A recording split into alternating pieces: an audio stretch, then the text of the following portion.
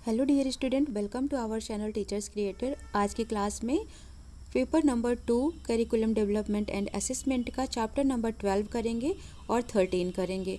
ठीक है, 12 में है पाठ्यक्रम में नैतिक शिक्षा एवं मूल्य शिक्षा का स्थान। तो सबसे पहले नैतिक शिक्षा होती क्या, आप ये समझो। मोरल डेवलपमेंट या मोरल एजुकेशन होता क्या है, ये है जैसे कि हम अच्छाई कर रहे हैं, बुराई कर रहे हैं, हम किसी को देखकर कमेंट पास कर रहे हैं या हम उसकी हेल्प कर रहे हैं।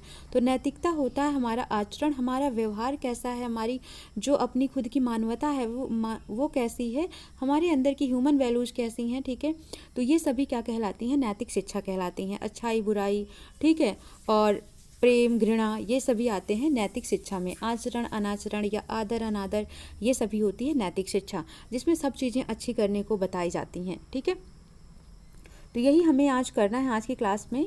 तो अगर आप चैनल पर नए हैं तो चैनल को सब्सक्राइब कर लें ताकि नेक्स्ट वीडियो की नोटिफिकेशन मिल जाया करे, और अगर आप पहले से जुड़े हुए हैं तो वीडियो को जितना हो सके लाइक और शेयर ज़रूर करें। सो कमेंट भी कर सकते हैं, अगर आप लाइक करते हैं तो अच्छा लगता है, शेयर करते हैं तो और भी अच्छा लगता है, कमेंट करते हैं तो और भी अच्छा लगता है, मोटिवेशन मिलता है, और सब्सक्राइब करते हैं तो और भी अच्छा लगता है। ठीक है, सो स्टार्ट करते हैं बिना लेट किए हुए। फर्स्ट है, जीवन में सफलता के कारण क्या हैं।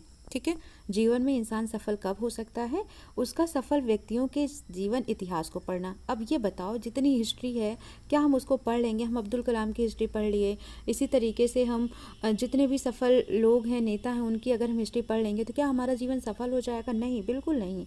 अत्यंत मेधावी होना, आप हर क्लास में फर्स्ट आ रहे हैं, टॉप कर रहे हैं, बहुत ही इंटेलिजेंट हैं, तो क्या आप सफल हो गए? नहीं। उसका कठोर परिश्रम एवं अध्यवसाय या प्रबल भाग्य। ठीक है, तो जीवन में सफलता के कारण क्या होते हैं? कठोर परिश्रम एवं अध्यवसाय। ठीक है, आप जितना भी हार्ड वर्किंग करते हैं, अध्ययन करते हैं, वही आपको जीवन में सफल बनाता है। तो राइट ऑप्शन क्या हो जाएगा? सी। जीवन में सफल होने पर आप क्या सोचते हैं? आपके भाग्य ने साथ दिया और आप सफल हो गए, आप भगवान की कृपा से सफल हुए हैं, आप अपने श्रम द्वारा सफल हुए हैं, वृद्धि द्वारा बाधाएं उत्पन्न करने पर भी आप सफल हो गए। तो जब भी हम जीवन में सफल होते हैं तो हम ये सोचते हैं हम भगवान की कृपा से सफल हो गए। ठीक है, यही तो बोलते हैं भगवान की कृपा से, है ना। तो राइट ऑप्शन आपका क्या हो जाएगा? बी हो जाएगा। और रियल में हम सफल किससे होते हैं? अपने श्रम के द्वारा सफल होते हैं, लेकिन हम सोचते क्या हैं? हम भगवान की कृपा से सफल हुए हैं। तो इस तरीके से आप गलतियां मत करना इसमें। ठीक है, उसके बाद तीसरा है, जीवन क्या है? अनंत दुखों का सागर, आशाओं का भंडार, निष्फल प्रयास या एक बोझ मात्र है। तो याद रखना, जीवन में हमेशा क्या होती, कहते हैं ना, नई आशा नई उम्मीद, यानी आशा खत्म हो गई तो हम खत्म हो गए, तो आशाओं का भंडार यानी होप कभी छोड़ना नहीं चाहिए। तो इसका बी राइट आंसर हो जाएगा। प्रोन्नति के बारे में क्या सोचते हैं? तो जो प्रोन्नति होती है कठिन परिश्रम से मिलती है, खुशामद से मिलती है, संयोगवश या भाग्य से मिलती है। तो प्यारे स्टूडेंट्स, जो प्रोन्नति होती है यानी कि जो हमारा उन्नति है, डेवलपमेंट है, जहाँ पर हम प्रोग्रेस कर पा रहे हैं, कहीं पहुँच पा रहे हैं एक सक्सेस पर, तो ये सभी हमको कहाँ से मिलता है? कठिन परिश्रम से मिलता है। जीवन को सुखी बनाने के लिए सर्वाधिक महत्वपूर्ण क्या बात है? सामर्थ्य के अनुसार कार्य एवं संतोष, बड़े लोगों के पास पहुँच, पर्याप्त धन संपत्ति या विद्वता। तो पर्याप्त धन संपत्ति क्या है? ये सबसे महत्वपूर्ण बात नहीं है, क्योंकि बहुत लोगों के पास पैसा है, क्या वो सुखी है? नहीं। ठीक है, बहुत बड़े बड़े लोगों से भी पहुँच होना, क्या उससे सुखी हो जाता है इंसान? नहीं। विद्वान है, क्या वो सुखी है? नहीं। किसके अकॉर्डिंग सुखी होता है इंसान? सामर्थ्य के अनुसार कार्य एवं संतोष, आपने अपनी कैपेबिलिटी के हिसाब से कार्य को किया, जो आपकी हैसियत है आपने उसके हिसाब से कार्य किया और आप उससे संतोष हैं, आपको सेटिस्फाइड है अपने कार्य से, तभी आप अपने जीवन में सुखी रह सकते हैं। तो राइट ऑप्शन हो जाएगा ए। बेईमान व्यक्ति ही जीवन में सुखी रहते हैं, क्यों? बेईमान व्यक्ति अपने आसपास के लोगों का भी मुंह भरता रहता है, ये गलत बात है ना, वो खुद ही खा ले। बेईमान आदमी को बेईमानी करने में शर्म नहीं आती। बेईमान लोगों की बेईमानी बहुत कम पकड़ी जाती है। हम समझ नहीं पाते कि अपनी बेईमानी छिपाने के लिए उसको क्या क्या करना पड़ता है। ठीक है, तो बेईमान व्यक्ति ही जीवन में सुखी रहते हैं, क्यों? क्योंकि हम ये नहीं समझ पाते कि उसे अपनी बेईमानी को छिपाने के लिए क्या क्या करना पड़ता है। D is the right option. भाग्य से ही सब कुछ होता है, क्योंकि हम अन्य व्यक्तियों के श्रम का मूल्य घटाकर आंकते हैं। समान श्रम करने पर असमान फल प्राप्त होता है। हम अपने प्रयत्नों का मूल्यांकन बढ़ा चढ़ा कर करते हैं, परिश्रम का फल बहुत कम मिलता है। तो यहाँ पर आपसे क्वेश्चन पूछा गया है, भाग्य से ही सब कुछ होता है, क्यों होता है? क्योंकि हम अपने प्रयत्नों का मूल्यांकन बहुत ही बढ़ा चढ़ा कर करते हैं। ठीक है, तो सी इसका राइट आंसर हो जाएगा।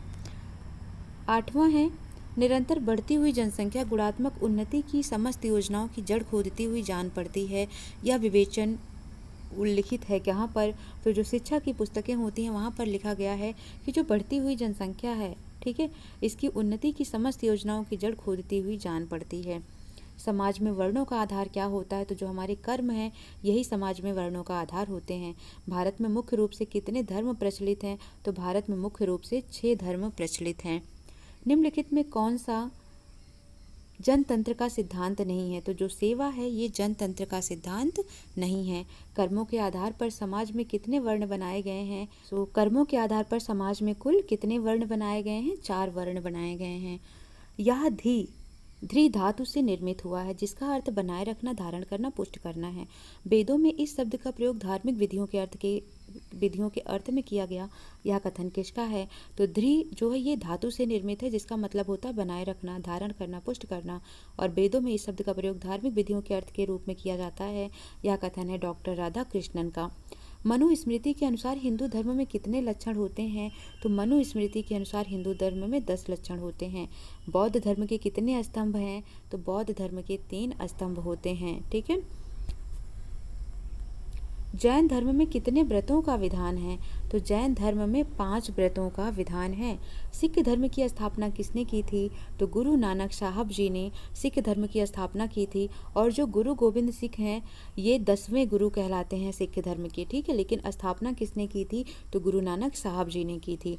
परंपराओं से प्राप्त वह समस्त चिंतन और क्रियाकलाप जो मानव जीवन को निर्देशित करने का कार्य करते हैं मूल्य कहलाते हैं। यह कथन किसका है? तो यह कथन है डॉक्टर अंजनी सरीन का। डॉक्टर अंजनी सरीन कहते हैं कि जो परंपराओं से प्राप्त वह समस्त चिंतन और क्रियाकलाप जो मानव जीवन को निर्देशित करे वही क्या कहलाती है? वैल्यू कहलाती है, मूल्य कहलाती है। सन 1951 में अमेरिकी शैक्षिक नीति आयोग ने कितने प्रकार के मूल्य निर्धारित किए थे? तो 10 प्रकार के मूल्य, 10 प्रकार की वैल्यूज, ह्यूमन वैल्यूज को निर्धारित किए थे। राष्ट्रीय शैक्षिक अनुसंधान एवं प्रशिक्षण परिषद नई दिल्ली ने कितने जीवन मूल्यों का उल्लेख किया है? तो कुल इन्होंने 83 जीवन मूल्यों का उल्लेख किया है। डॉक्टर अंजनी सरीन ने कितने जीवन मूल्यों की खोज की? तो इन्होंने 21 जीवन मूल्यों की खोज की। ठीक है, तो जो राष्ट्रीय शैक्षिक अनुसंधान एवं प्रशिक्षण परिषद है इसने कुल कितने 83 जीवन मूल्यों का उल्लेख किया है और डॉक्टर अंजनी सरीन ने 21 जीवन मूल्यों की खोज की है।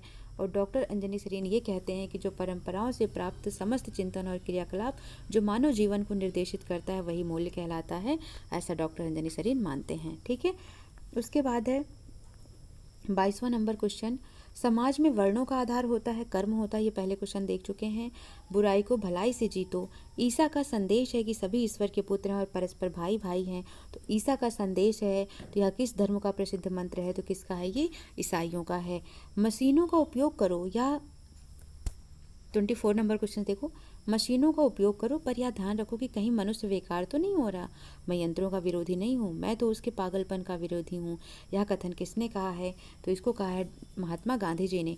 मतलब देखो जैसे मशीनी युग आ रहा है धीरे धीरे, क्या हो रहा है, जो इंसान होते जा रहे हैं उनकी नौकरी छीनती जा रही है, क्योंकि ज़्यादा से ज़्यादा काम मशीन कर देती है तो लोगों की वैल्यू कम हो जा रही है। ठीक है, तो यहाँ पर बेरोजगारी भी बढ़ती जा रही है कहीं ना कहीं। देखो तो यही बोला जा रहा है कि मशीन का उपयोग करो लेकिन कहीं मनुष्य बेकार तो नहीं हो रहा है इससे। ठीक है, मैं यंत्र का विरोधी नहीं हूँ लेकिन मैं उसके पागलपन का विरोधी हूँ। किसके? यंत्र का, क्योंकि यंत्र फिर जब काम करना शुरू कर देता है तो किसी को ध्यान नहीं रखता। तो इसका कथन, ये कथन किसका है? महात्मा गांधी का है। धर्म वह चीज है लोक जीवन के खंड खंड और परिवर्तनशील दृश्यों को समझने की शुद्ध दृष्टि देता है। यह कथन किसने कहा है? तो इसको कहा है प्रोफेसर जॉन डेवी ने।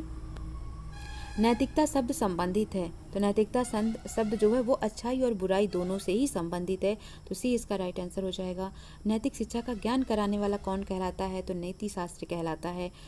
नैतिक शिक्षा का प्रमुख उद्देश्य क्या है? तो किसी का चरित्र निर्माण करना ही नैतिक शिक्षा का प्रमुख उद्देश्य होता है। आधुनिक भारत में नैतिक शिक्षा क्यों आवश्यक है? भारत को धनवान देश बनाने हेतु, भारत की जनसंख्या को व्यवस्थित करने हेतु, भारत के बालक बालिकाओं को सद्नागरिक बनाने हेतु, भारत में भौतिकवादी संस्कृति के विकास हेतु। तो आधुनिक भारत में नैतिक शिक्षा का आवश्यक इसलिए है ताकि जो भारत के बालक बालिका हैं उनको एक अच्छा नागरिक बनाया जा सके। नैतिक शिक्षा का मुख्य उद्देश्य बालक में विकसित होने वाली आत्मा का विकास करना है। यह कथन किसका है? तो यह कथन है महर्षि अरविंद घोष जी का। ठीक है, तो राइट ऑप्शन हो जाएगा बी। आई होप आपको ये टोटल 30 क्वेश्चन समझ आ गए हो। कोई डाउट हो कमेंट सेक्शन में मैसेज कर सकते हैं, but please do like share subscribe as much as you can. Okay, अब क्वेश्चन नंबर हम देखेंगे, क्वेश्चन नंबर क्या, अब चैप्टर नंबर हम 13 देख लेते हैं। पाठ्यक्रम मूल्यांकन एवं आकलन, यानी कि जो करिकुलम इवैल्यूएशन और असेसमेंट है वो क्या है।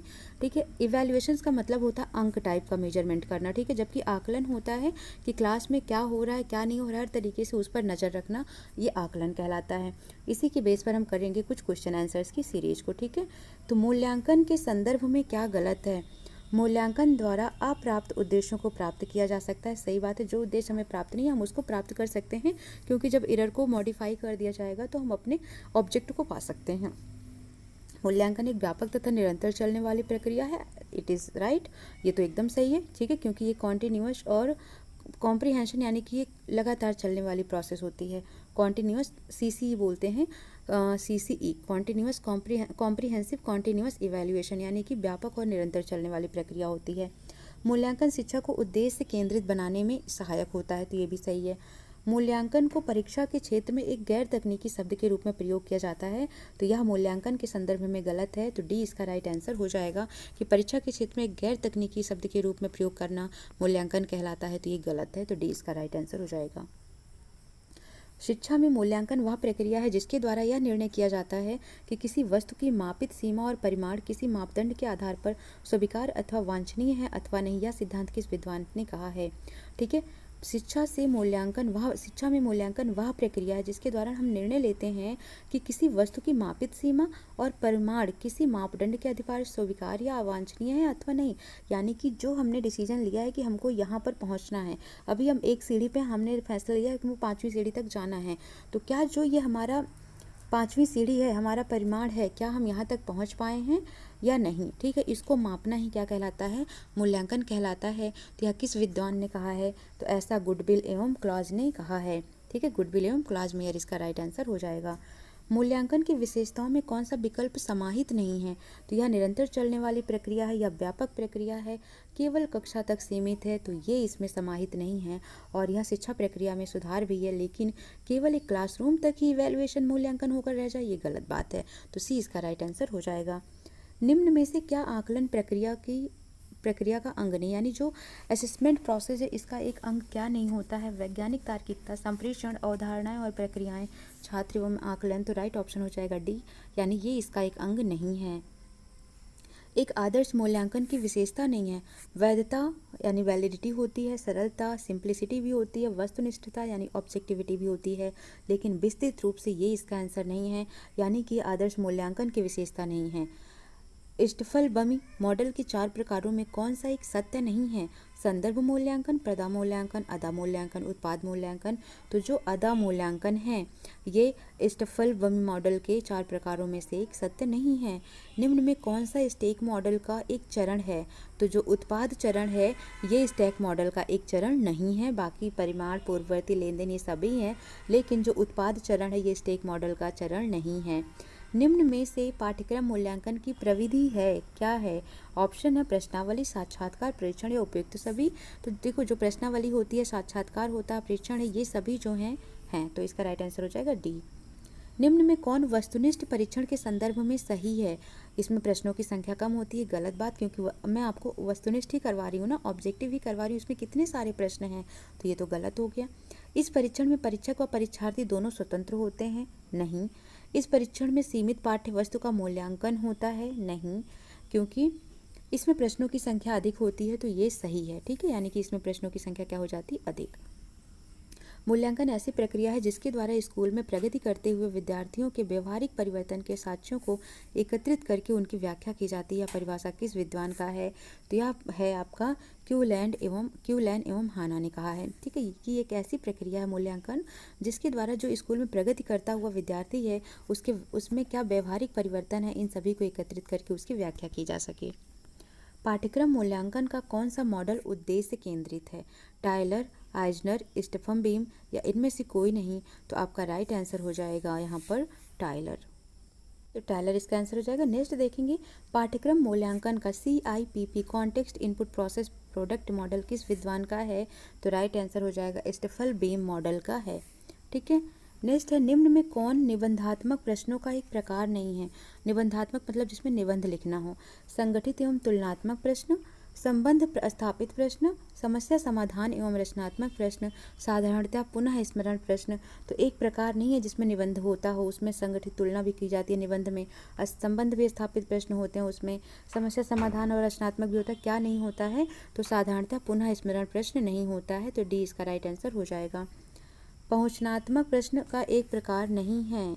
मिलानात्मक प्रश्न, बहुविकल्प, पीए सत्य असत्य, साधारण पुनः स्मरण प्रश्न। तो राइट आंसर हो जाएगा डी। निम्न में से किस प्रश्न प्रकार में अधिगमकर्ताओं के तथ्यात्मक ज्ञान का परीक्षण होता है? तो राइट आंसर हो जाएगा साधारण पुनः स्मरण प्रश्न डी। निबंधात्मक प्रश्नों के उत्तरों का समावेश कितने रूपों में दिया जाता है? तो जो निबंधात्मक प्रश्न के उत्तर होते हैं वो समावेश रूप से 3 रूप में दिए जा सकते हैं। ठीक है। क्वेश्चन नंबर 17 देखेंगे निबंधात्मक परीक्षण की एक विशेषता क्या नहीं है? विद्यार्थी का अधिकांश समय चिंतन व लेखन में लगता है। तो ये इसकी एक विशेषता है। यह परीक्षण में मानक स्थापित करता है। तो ये भी है। यह परीक्षण में सीमित पाठ्यक्रम वस्तु का मूल्यांकन होता है। यह परीक्षण अनुमान प्रकृति को प्रोत्साहित करता है। तो यह इसकी एक विशेषता नहीं है। दीर्घ उत्तरीय प्रश्न प्रश्नों के किस प्रारूप का अंग है? तो जो दीर्घ उत्तरीय प्रश्न होते हैं ये निबंधात्मक प्रकार के प्रश्न होते हैं। क्वेश्चन 19 है निम्न में कौन वस्तुनिष्ठ परीक्षाओं का प्रकार नहीं है? ऑप्शन है आपके पास साधारण पुनः स्मरण प्रश्न, रिक्त स्थानों की पूर्ति, अनुपातना प्रश्न या संबंध स्थापित। तो ये डी इसका राइट आंसर हो जाएगा। निम्न में कौन मूल्यांकन के उपकरण एवं प्रविधि नहीं है? परीक्षण प्रक्रियाएं, स्वयं आलेख उपकरण, निरीक्षणात्मक उपकरण या अनुपातात्मक प्रश्न। तो मूल्यांकन के उपकरण एवं प्रविधि नहीं है। कौन से? अनुपातात्मक प्रश्न जो हैं ये मूल्यांकन के उपकरण एवं प्रविधि नहीं है। स्वयं आलेख उपकरण मूल्यांकन के अंतर्गत क्या समाहित नहीं है? प्रश्नावली, व्यक्तिगत डायरी, आत्मकथा या गुड़ियों का खेल। तो राइट आंसर हो जाएगा यहाँ पर गुड़ियों का खेल। देखेंगे 22 नंबर क्वेश्चंस। मूल्यांकन उपकरण की प्रक्षेपी विधि में क्या शामिल नहीं है? रोडसा परीक्षण, TAT, प्रत्यक्ष प्रश्न या वाक्य पूर्ति परीक्षण। तो जो प्रत्यक्ष प्रश्न होता है वो मूल्यांकन उपकरण प्रक्षेपी विधि में शामिल नहीं होता है। मूल्यांकन के विषय में क्या सत्य नहीं है? अंक देने के बाद अंकों का मूल्य निर्धारण मूल्यांकन कहलाता है। यह निरंतर चलती है, व्यापक प्रक्रिया है, यह एक साध्य है, लेकिन यह एक साधन है। यह कथन गलत है। क्या है? ये एक साध्य है। ठीक है। तो कौन सा सत्य नहीं ये पूछा गया है? तो मूल्यांकन एक साध्य है, यह सत्य नहीं है। इसी तरीके से जो मापन है, मेजरमेंट, इवेल्युएशन, मेजरमेंट, ये दोनों ही साध्य हैं लेकिन साधन नहीं है। तो इसमें भी मापन के विषय में गलत तथ्य कौन सा है? तो मापन एक साध्य है, यह गलत तथ्य है। ठीक है। मापन के लिए समय निश्चित होता है, समय धन श्रम की बचत होती है, एक साधन है लेकिन एक साध्य है, ये गलत बात है। तो सी इसका राइट ऑप्शन हो जाएगा। अवलोकन के संदर्भ में क्या सत्य नहीं है? छात्रों में पूर्णता की भावना को विकास के लिए प्रोत्साहित किया जाता है। तो ये सही है, ताकि वो फुलफिल हो सकें, पूरी हर एक चीज़ का डेवलपमेंट हो सके। छात्रों की व्यक्तिगत तथा विशेष ज़रूरतों की पहचान होती है। सीखने सिखाने की प्रक्रिया को बेहतर बनाया जाता है। अवलोकन के लिए समय निश्चित होता है, मापन के लिए निश्चित होता है लेकिन अवलोकन के लिए समय निश्चित नहीं होता है। तो यह कथन सत्य नहीं है। तो डी इसका राइट आंसर हो जाएगा। निम्न में से कौन सा प्रश्न प्रकार विद्यार्थियों की स्मरण शक्ति की परीक्षा लेता है? साधारण पुनः स्मरण प्रश्न, रिक्त स्थानों की पूर्ति, अनुपातात्मक प्रश्न या प्रत्यय स्मरण प्रश्न के प्रकार। तो राइट आंसर हो जाएगा प्रत्यय स्मरण प्रकार के प्रश्न जो होते हैं यह प्रश्न प्रकार विद्यार्थियों की स्मरण शक्ति की परीक्षा लेते हैं। तो डी इसका राइट आंसर हो जाएगा। सो आज के सेशन में हमने देखा 12 और 13 चैप्टर। कोई डाउट आता है तो कमेंट सेक्शन में मैसेज कर सकते हैं आप। जितना हो सके शेयर करिए यार प्लीज़। ठीक है। और सब्सक्राइब करें। मिलते हैं नेक्स्ट सेशन में। Thank you for watching.